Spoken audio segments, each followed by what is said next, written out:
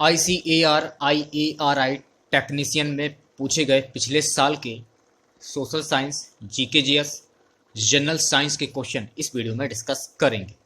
तो इस वीडियो को पूरा जरूर देखिए। वीडियो अच्छा लगे वीडियो को लाइक और शेयर जरूर करें। चैनल पर पहली बार विजिट कर रहे हैं तो चैनल को सब्सक्राइब कर लें। पास ही में आपके बेल आइकन होगा उसको भी दबा लें। इससे आने सारी नए वीडियो की नोटिफिकेशन आप सभी लोगों तक आसानी से पहुंच जाएगी। तो आज का हमारा टॉपिक रहने वाला है औद्योगिक क्रांति एवं उसका प्रभाव। तो कुछ महत्वपूर्ण फैक्ट पहले देख लेते हैं जो कि आपकी परीक्षा की दृष्टि से काफी उपयोगी हैं। वह सामाजिक आर्थिक व्यवस्था जिसमें लाभांश का अधिकांश भाग मालिक के पास चला गया है पूंजीवाद व्यवस्था कहलाती है। वह सामाजिक आर्थिक व्यवस्था जिसका लाभांश का अधिकांश जो भाग जो है वो मालिक के पास चला गया है उसको बोलते हैं पूंजीवाद व्यवस्था। 1875 ईस्वी में एडमंड कार्टराइट ने पावर लूम का आविष्कार किया। तो ये फैक्ट आपको ध्यान में रखना है कि 1875 ईस्वी में एडमंड कार्टराइट ने पावर लूम का आविष्कार किया जिससे कपड़ा तेजी से बनने लगा। अगला जो फैक्ट है इसमें 1793 ईस्वी में हिटने ने अनाज को भूसे से अलग करने वाली मशीन का आविष्कार किया। ये भी आपको ध्यान में रखना है। एक कॉपी पर नोट करते चलिए आप लोग।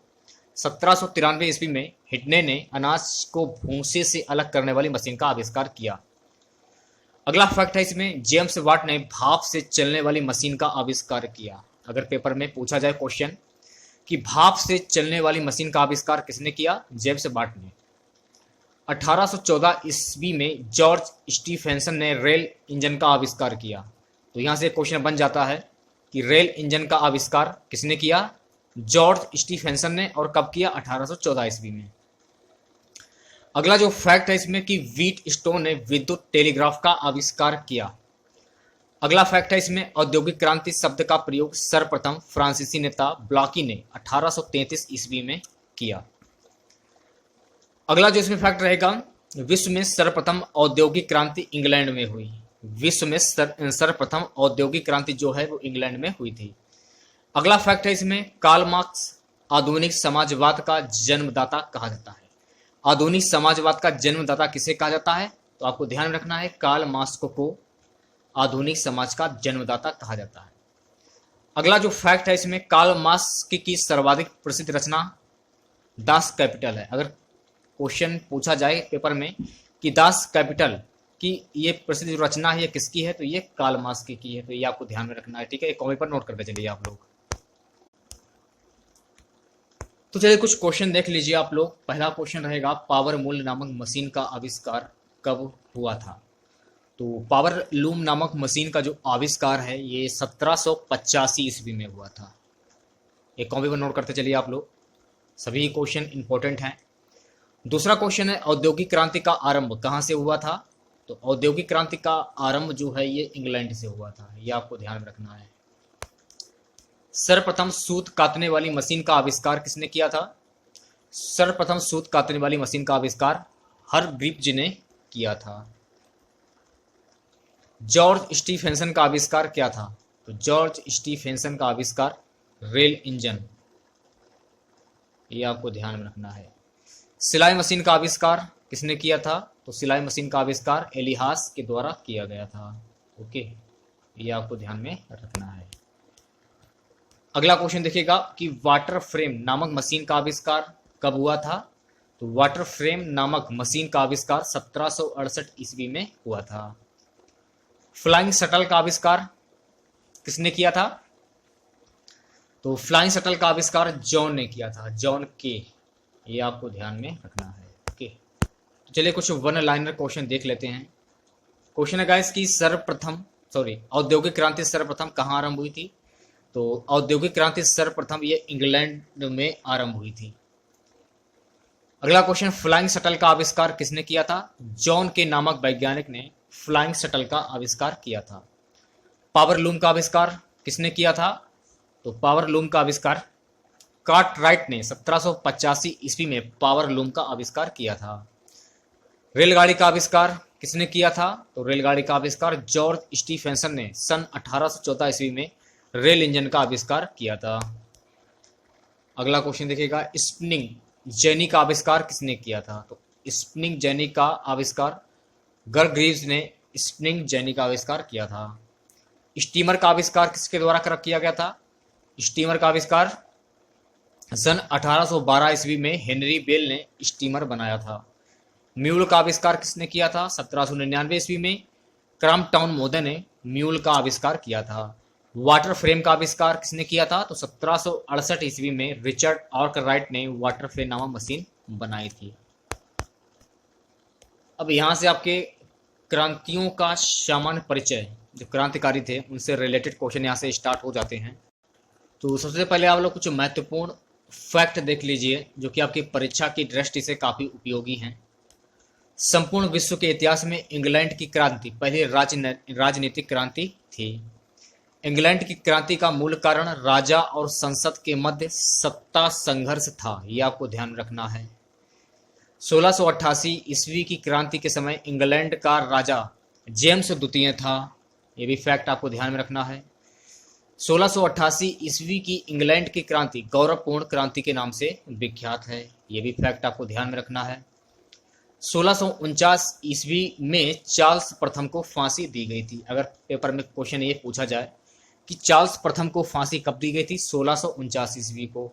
इंग्लैंड की क्रांति गौरवपूर्ण क्रांति के नाम से विख्यात है 1688 ईस्वी में।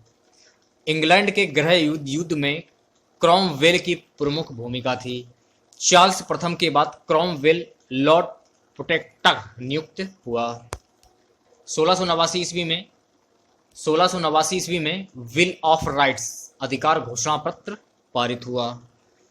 अगला जो फैक्ट है इसमें 1066 से 1154 हेनरी प्रथम का शासनकाल आया। 1215 ईस्वी एक घोषणा पत्र मैग्ना कार्टा तैयार किया गया। 1660 ईस्वी में इंग्लैंड में पुनः राजतंत्र की स्थापना हुई। 1492 ईस्वी में कोलंबस ने अमेरिका की खोज की। अमेरिका में सर्वप्रथम लोकतंत्र की स्थापना हुई। फिलाडेल्फिया की सभा कांग्रेस के नाम से प्रसिद्ध है। अमेरिका वासियों ने इंग्लैंड की शोषण नीति के विरुद्ध क्रांति का सहारा लिया।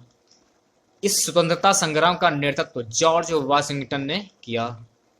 संयुक्त राज्य अमेरिका का स्वतंत्रता दिवस 4 जुलाई को मनाया जाता है।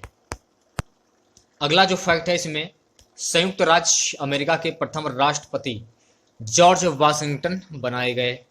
1756 से 1763 इंग्लैंड और फ्रांस के बीच 7 वर्षीय युद्ध हुआ। 1765 ईस्वी अंग्रेजी सरकार ने स्टाम्प एक्ट लागू किया। 1766 ईस्वी अंग्रेजी सरकार को स्टाम्प एक्ट वापस लेना पड़ा। 1770 ईस्वी चाय अधिनियम बनाया गया। 1773 ईस्वी बोस्टन की टी पार्टी की घटना हुई। 1775 ईस्वी अमेरिकी स्वतंत्रता संग्राम का श्री गणेश हुआ। 1776 ईस्वी पूर्ण स्वतंत्रता प्राप्त की घोषणा हुई। 1783 ईस्वी में पेरिस की संधि हुई। 1789 ईस्वी अमेरिका के लिखित संविधान एवं संयुक्त राज्य अमेरिका का निर्माण हुआ। तो इतने फैक्ट आपको ध्यान में रखने हैं, इन सभी को एक कॉपी पर नोट करते हुए आप लोग चलिएगा। चलिए कुछ क्वेश्चन देख लेते हैं हम लोग। पहला क्वेश्चन रहेगा हमारा कि इंग्लैंड में शानदार रक्तहीन क्रांति कब हुई? तो इंग्लैंड में शानदार रक्तहीन क्रांति 1688 ईस्वी में हुई। इंग्लैंड में अधिकार विधेयक कब पारित हुआ? तो इंग्लैंड में अधिकार विधेयक सन 1689 ईस्वी में पारित हुआ। चार्ल्स प्रथम को फांसी कब दी गई? तो चार्ल्स प्रथम को फांसी 1649 ईस्वी में दी गई। चौथा क्वेश्चन क्यू जी रिया रेजिस नामक सलाहकार परिषद की स्थापना किसने की? तो क्यू जी रिया रेजिस नामक सलाहकार परिषद की स्थापना हेनरी प्रथम के द्वारा की गई। चार्ल्स द्वितीय की मृत्यु कब हुई? तो चार्ल्स द्वितीय की मृत्यु 1685 ईस्वी में हुई। ओके। मैग्ना कार्टा कब तैयार किया गया? तो मैग्ना कार्टा 1215 ईस्वी को तैयार किया गया। संयुक्त राज्य अमेरिका के प्रथम राष्ट्रपति कौन थे? तो संयुक्त राज्य अमेरिका के प्रथम राष्ट्रपति जॉर्ज वाशिंगटन थे। अमेरिकी स्वतंत्रता दिवस कब मनाया जाता है? तो अमेरिकी स्वतंत्रता दिवस ये कब मनाया जाता है? 4 जुलाई को मनाया जाता है, ये आपको ध्यान रखना है। अगला क्वेश्चन अमेरिकी क्रांति कब हुई? तो अमेरिकी क्रांति 1776 ईस्वी में हुई। 10वां क्वेश्चन अमेरिकी स्वतंत्रता संग्राम का नेतृत्व किसने किया? तो अमेरिकी स्वतंत्रता संग्राम का नेतृत्व जॉर्ज वाशिंगटन ने किया। निम्नलिखित में से किस देश का स्वतंत्रता दिवस 4 जुलाई को मनाया जाता है? 4 जुलाई को संयुक्त राज्य अमेरिका का स्वतंत्रता दिवस मनाया जाता है। अमेरिका में लिखित संविधान का निर्माण कब हुआ? तो अमेरिका में लिखित संविधान का निर्माण 1789 ईस्वी को हुआ। तो चलिए कुछ वन लाइनर क्वेश्चन देख लीजिए आप लोग, काफी इंपॉर्टेंट है, कॉपी पर नोट करते चलिएगा आप लोग, मैं बार बार बोल रहा हूँ। पहला क्वेश्चन है, इंग्लैंड में गौरवपूर्ण क्रांति कब हुई? तो इंग्लैंड में गौरवपूर्ण क्रांति 1688 ईस्वी में हुई। तो इंग्लैंड में गौरवपूर्ण जो क्रांति हुई थी 1688 ईस्वी में। इंग्लैंड में रक्तहीन क्रांति किसके शासन काल में हुई? इंग्लैंड के किस राजा के भाग जाने से रक्तहीन क्रांति संभव हो सकी? इंग्लैंड में रक्तहीन क्रांति जेम्स द्वितीय के शासन काल में हुई, जो सिंहासन छोड़कर भाग गया था। अगला क्वेश्चन, क्यूरिया रेजिस का निर्माण किसने किया था? तो क्यूरिया रेजिस का निर्माण हेनरी प्रथम ने किया था। मैग्ना कार्टा कब तैयार हुआ? तो 1215 ईस्वी में राजा जॉन के समय मैग्ना कार्टा तैयार हुआ। अधिकार घोषणा पत्र कब पारित हुआ? तो 1689 ईस्वी में अधिकार घोषणा पत्र पारित हुआ। इंग्लैंड में उत्तराधिकार नियमन विधेयक कब पारित किया गया? तो इंग्लैंड में उत्तराधिकार नियमन जो विधेयक है ये 1701 ईस्वी में पारित किया गया। अमेरिका की खोज कब की गई? तो अमेरिका की खोज 1492 ईस्वी में कोलंबस के द्वारा की गई थी। ठीक है, अमेरिका की खोज कोलंबस ने की थी। अमेरिका में ब्रिटेन के कितने उपनिवेश हैं? तो अमेरिका में कुल 13 उपनिवेश हैं। बोस्टन टी पार्टी की घटना कब हुई? तो बोस्टन टी पार्टी की घटना 1773 ईस्वी में हुई। अमेरिकी क्रांति का उल्लेखनीय नारा क्या था? तो अमेरिकी क्रांति का उल्लेखनीय नारा था, अमेरिका के क्रांतिकारियों का प्रमुख नारा, प्रतिनिधित्व नहीं तो कर नहीं। अमेरिकी गृह युद्ध का नेतृत्व किसने किया? तो अमेरिकी गृह युद्ध का नेतृत्व जॉर्ज वाशिंगटन ने किया था। अगला क्वेश्चन, अमेरिका के प्रथम राष्ट्रपति जॉर्ज वाशिंगटन अमेरिका के प्रथम राष्ट्रपति थे। स्टाम्प एक्ट कब पारित हुआ? तो स्टाम्प एक्ट 1765 ईस्वी में पारित हुआ। अमेरिका में स्वतंत्रता दिवस 4 जुलाई को क्यों मनाया जाता है? 4 जुलाई 1776 ईस्वी को पूर्ण स्वतंत्रता प्राप्ति की घोषणा की गई, इसलिए 4 जुलाई को ही स्वतंत्रता दिवस मनाया जाता है।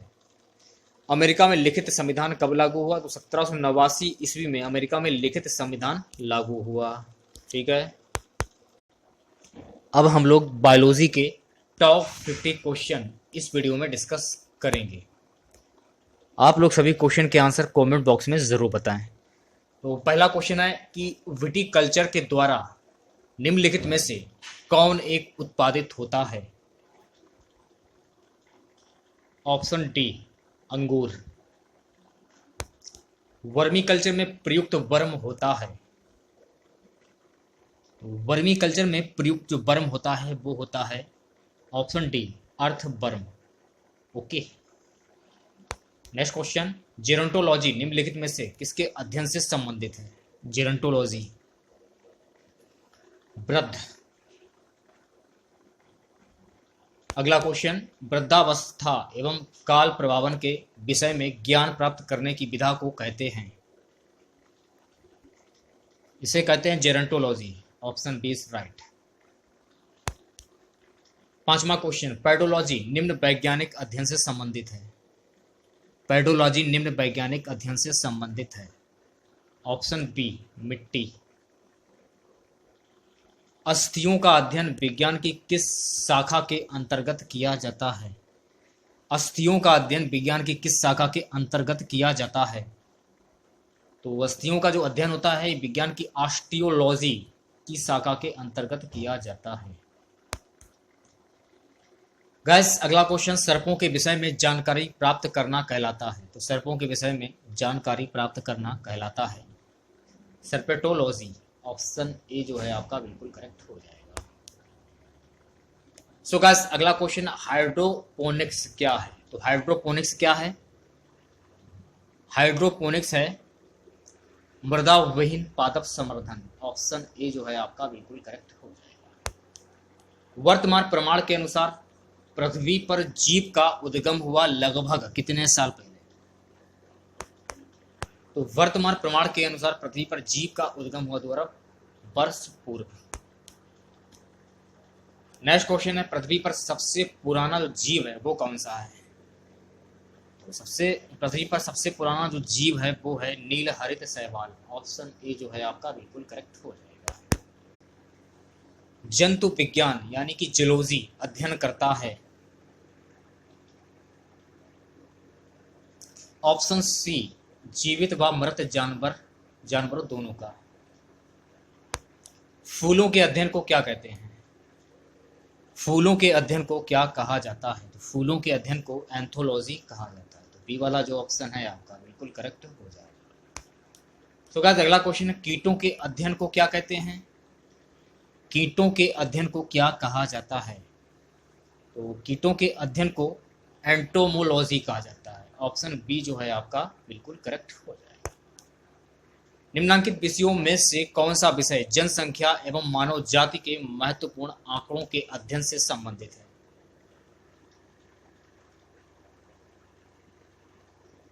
Option C Janaki. अगले क्वेश्चन की बात कर लेते हैं गाइस। विभिन्न संस्कृतियों के वैज्ञानिक विवरण के तुलनात्मक अध्ययन को क्या कहते हैं? विभिन्न संस्कृतियों के वैज्ञानिक विवरण के तुलनात्मक अध्ययन को क्या कहा जाता है? इथनोलॉजी। ऑप्शन ए जो है आपका बिल्कुल करेक्ट हो जाएगा। ओके। जैविक जगत में होने वाले कार्य, गुण व पद्धति के अध्ययन के इस ज्ञान को मशीनी जगत में उपयोग करने को क्या कहते हैं? सो गाइस इसे कहते हैं बायोनिक्स। ऑप्शन ए जो है आपका बिल्कुल करेक्ट हो जाएगा। ओके। अगला क्वेश्चन है गाइस कि पैलियो वनस्पति के अंतर्गत अध्ययन को करते हैं। पैलियो वनस्पति के अंतर्गत अध्ययन करते हैं। ऑप्शन डी पादप जीवाश्म का। ये आपको ध्यान में रखना है, ठीक है। रेशम कीट पालन को क्या कहते हैं? तो रेशम कीट पालन को कहते हैं सेरीकल्चर। ऑप्शन सी जो है आपका बिल्कुल करेक्ट हो जाएगा। मधुमक्खी पालन उपयोग किया जाता है। मधुमक्खी का उपयोग किया जाता है। तो मधुमक्खी का उपयोग एपीकल्चर में किया जाता है। तो सी वाला जो ऑप्शन है आपका बिल्कुल करेक्ट हो जाएगा। अगला क्वेश्चन, सब्जी के लिए काम आने वाले पौधों के अध्ययन को क्या कहते हैं? सब्जी के लिए काम आने वाले पौधों के अध्ययन को क्या कहा जाता है? ओलरीकल्चर कहा जाता है। तो डी वाला जो ऑप्शन है आपका बिल्कुल करेक्ट हो जाएगा। 21 क्वेश्चन है गाइस। डार्विन द्वारा प्रस्तुत प्राकृतिक वर्णवाद निम्न में से किस पर आधारित है? Over production, struggle for existence and variation, survival of the fittest, यानी कि उपयुक्त सभी। विकासवाद का सिद्धांत किसने प्रतिपादित किया? तो विकासवाद का सिद्धांत जो है ये प्रतिपादित किया डार्विन ने। तो बी वाला जो ऑप्शन है आपका बिल्कुल करेक्ट हो जाएगा। जीव विकास को सर्वप्रथम किसने समझाया? लैमार्क ने समझाया। ऑप्शन डी जो है आपका बिल्कुल करेक्ट हो जाएगा। विकास के उत्परिवर्तन सिद्धांत का प्रतिपादन किया था हार्गो डी व्रीज ने। तो डी वाला जो ऑप्शन है आपका बिल्कुल करेक्ट हो जाएगा। विकास का मुख्य कारक है, सो गाइस विकास का मुख्य कारक है प्राकृतिक वर्ण। ये आपको ध्यान में रखना है। जैव विकास के संदर्भ में सांपों में अंगों का लोप होने का स्पष्ट किया जाता है अंगों का उपयोग तथा अनुपयोग किए जाने से। तो ए वाला जो ऑप्शन है आपका बिल्कुल करेक्ट हो जाएगा। सो गाइस अगला क्वेश्चन है, भारत की विशाल वन बिल्लियों में किसके बारे में कहा जाता है कि वह हाल ही में विलुप्त हो गई? ऑप्शन ए चीता। आधुनिक मनुष्य के हाल का पूर्वज है। आधुनिक मनुष्य के हाल का पूर्वज है क्रो मैग्नॉन मानुस। बी वाला जो ऑप्शन है आपका बिल्कुल करेक्ट हो जाएगा। सो गाइस अगला क्वेश्चन है, आर्कियोटेरिक्स है। तो आर्कियोटेरिक्स है जुरासिक युग का सर्वपुरातन पक्षी। तो ए वाला जो ऑप्शन है आपका बिल्कुल करेक्ट हो जाएगा। अगला क्वेश्चन, आर्कियोडेटिक्स किन वर्गों के प्राणियों के बीच की योजक कड़ी है? सरीसृप व पक्षी। तो बी वाला जो ऑप्शन है आपका बिल्कुल करेक्ट हो जाएगा। सो गाइस अगला क्वेश्चन, मैमथ पूर्वज हैं। तो मैमथ जो पूर्वज हैं ये हाथी के पूर्वज हैं। डायनासोर थे मेसोजोइक सरीसृप। ऑप्शन डी जो है आपका बिल्कुल करेक्ट हो जाएगा। डायनासोर रहे, डायनासोर रहे मेसोजोइक युग में, तो सी वाला जो ऑप्शन है आपका बिल्कुल करेक्ट हो जाएगा। अगला क्वेश्चन, गर्म रुधिर वाले जंतु वे होते हैं जो अपने शरीर के ताप क्रम को हमेशा एक साथ बनाए रखते हैं, तो सी वाला जो ऑप्शन है आपका बिल्कुल करेक्ट हो जाएगा। अगला क्वेश्चन, निम्नलिखित में से कौन मछली नहीं है? स्टारफिश, ये मछली जो है ये नहीं है। निम्न में से कौन एक वास्तविक मीन मछली है? कैटफिश, ये आपको ध्यान में रखना है। निम्न में से कौन सी वास्तविक रूप से मछली है? समुद्री घोड़ा। अगला क्वेश्चन, निम्नलिखित में से कौन एक मछली है? ऑप्शन सी समुद्री घोड़ा, ये एक मछली है। ठीक है। तो अगला क्वेश्चन है, सबसे बड़ा स्तनपायी कौन सा है? सबसे बड़ा स्तनपायी की बात हो रही है, तो सबसे बड़ा स्तनपायी है व्हेल मछली। ओके। व्हेल निम्न वर्गों में से किस वर्ग का प्राणी है? ऑप्शन बी स्तनपायी। ओके। निम्न में से कौन सा स्तनपायी है? व्हेल। निम्नलिखित में से कौन अंडे देता है और सीधे बच्चे नहीं देता? ऑप्शन ए एकिनडा। उड़ने वाला स्तनपायी है, उड़ने वाला स्तनपायी है चमगादड़। अगला क्वेश्चन, निम्नलिखित उड़ने वाले जीवों में से कौन सा पक्षी वर्ग में नहीं आता? चमगादड़। ओके। अगला क्वेश्चन देखिएगा, डॉल्फिन वर्गीकृत किए जाते हैं, तो डॉल्फिन वर्गीकृत किए जाते हैं स्तनी में, तो डी वाला जो ऑप्शन है आपका बिल्कुल करेक्ट हो जाएगा। निम्नलिखित में से सील किस जाति का है? निम्नलिखित में से सील जो है ये किस जाति का है? ऑप्शन डी स्तनपायी। निम्न में से कौन सा गुण मनुष्य को अन्य सभी वानर गुणों से पृथक करता है?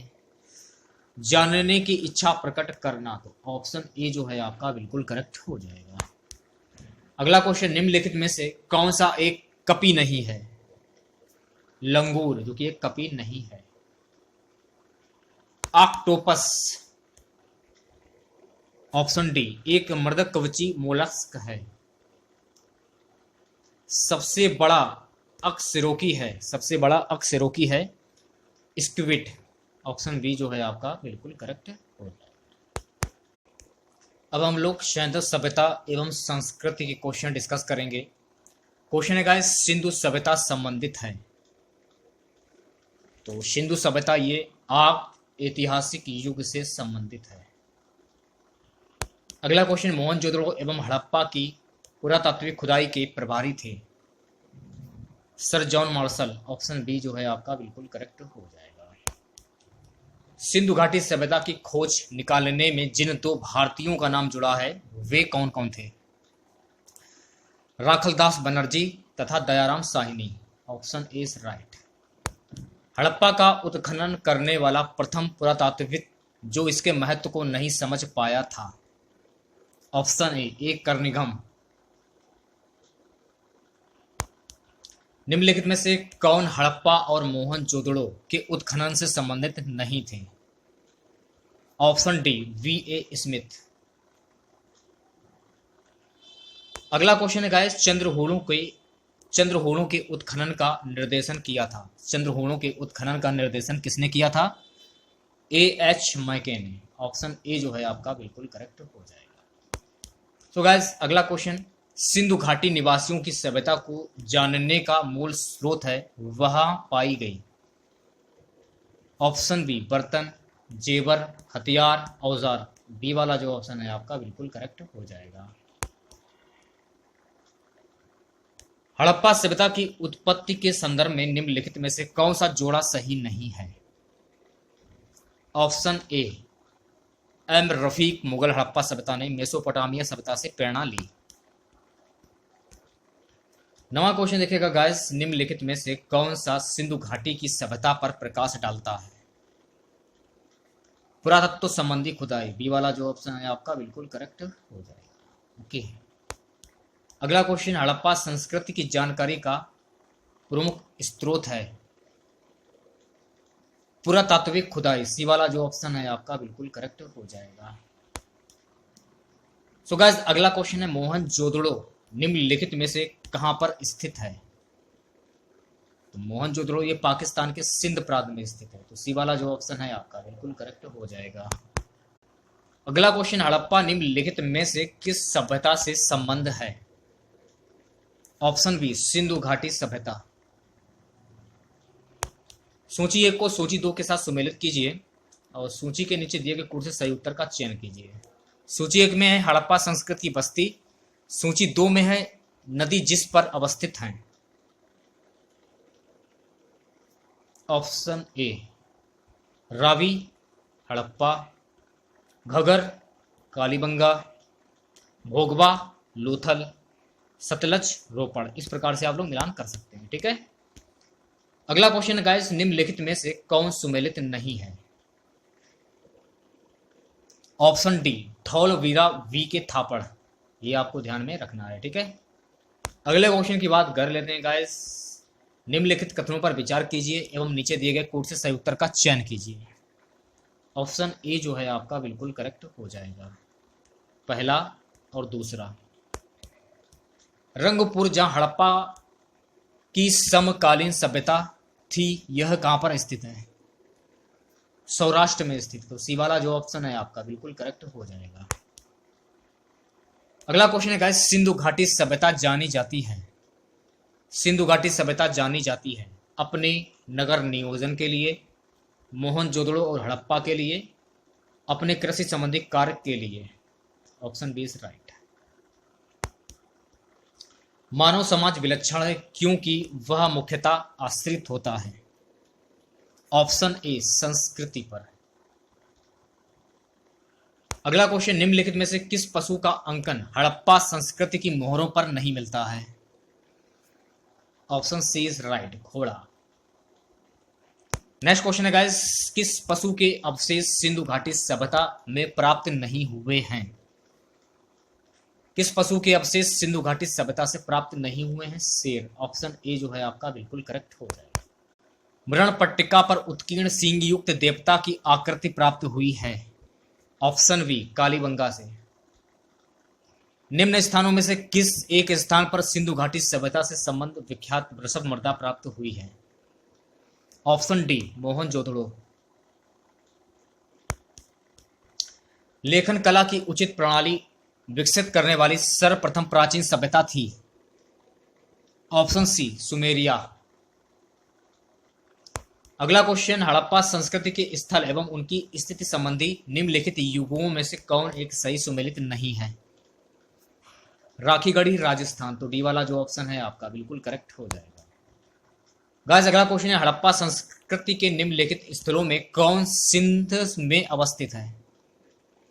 ऑप्शन बी मोहनजोदड़ो और चंद्रहोड़ो। अगला क्वेश्चन है गाइस, सिंधु घाटी सभ्यता का कौन सा स्थान अब पाकिस्तान में है? Option B Harappa.